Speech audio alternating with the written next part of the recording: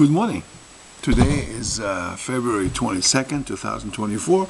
We continue with our morning Tanyas. It's 5, well, almost 6 o'clock in the morning. I got a little bit later to the shul, targeting 5:45, but got a little bit delayed.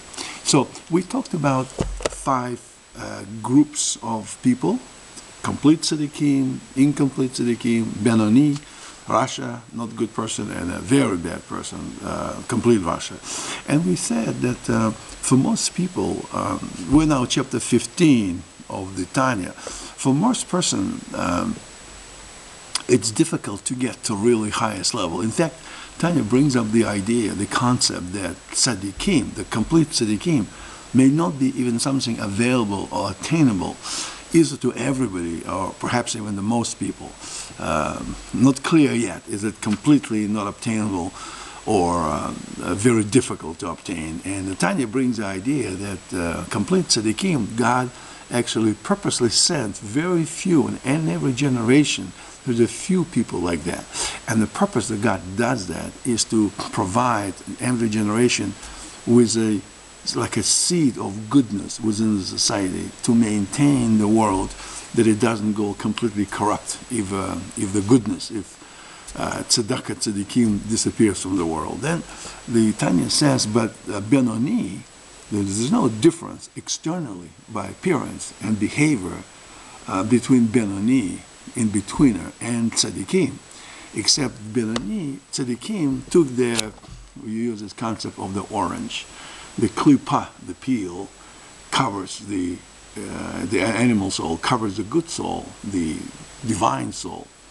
And complete tzaddikim changed the klipa into also good, like make klipa into edible. Essentially, entire fruit is edible, not just the inner core, but even the shell, the peel. Benoni doesn't have that. Benoni has to struggle. It's almost like, imagine you have a pump that's pumping the bicycle, like piston pump, choo, choo, choo, bicycle, you're pumping the tires to maintain the air pressure. As you're compressing it, you can compress it almost to nothing. The pressure builds up. So Tanya said, for the most people, our effort, we have to make an effort. And there's even several levels within Benoni. And the Benoni who is able to compress his animal soul to a point it almost doesn't exist. It's still there, but very, very small, and he doesn't act on it. That is the goal of most people, or actually everybody can achieve that level. But Tanya says, it requires work. Ideal service to God, quoting from Tanya, does not mean, from the commentaries to Tanya, doesn't mean becoming a tzaddik. It means struggling to be the best person you can be. So it may not be in me to become really tzaddik, but if I become Benoni, it's also very, very good, and the goal has been accomplished.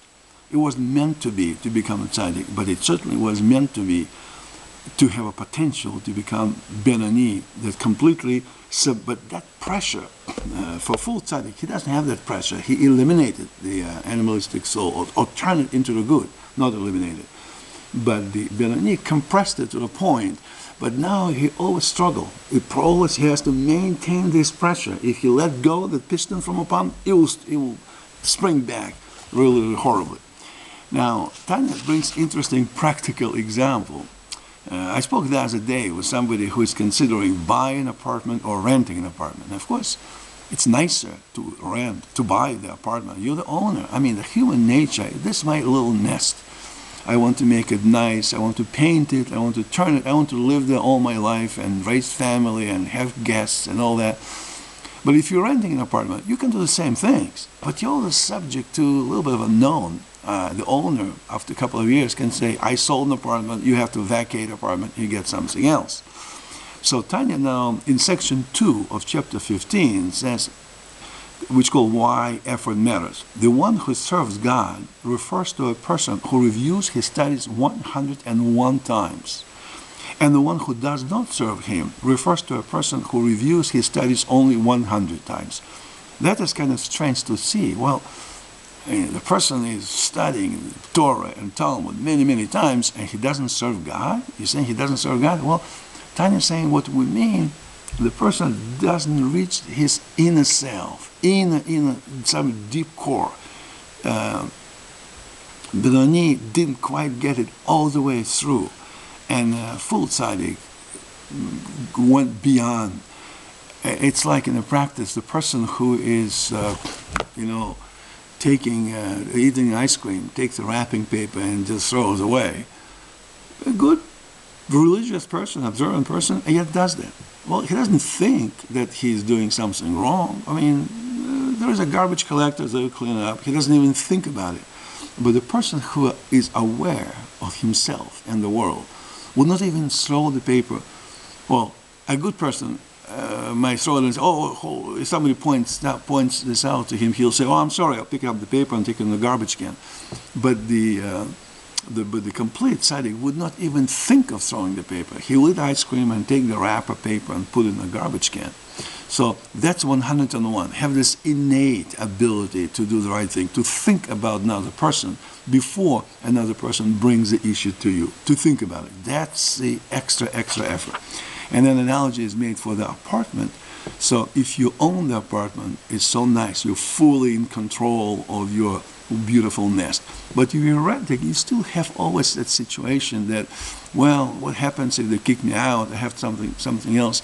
Well, Tanya is saying, making an example of the donkey, the fully observant person, meaning the person who fully got with connection with God, is the one who owns the donkey. And the one who is not, that didn't have full control, is the one that hires.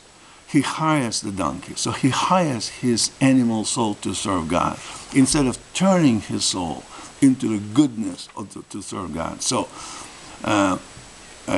Tanya says, you can rent, quotes, your animal soul in the service of God. And as long as you extend your, quotes, animal beyond its natural comfort zone, it will be considered a real service. Same thing, maybe practical example for those people who want to rent an apartment because maybe they can afford to buy a new one. You still have to make an effort to feel comfortable. You still can clean it up, you can do it.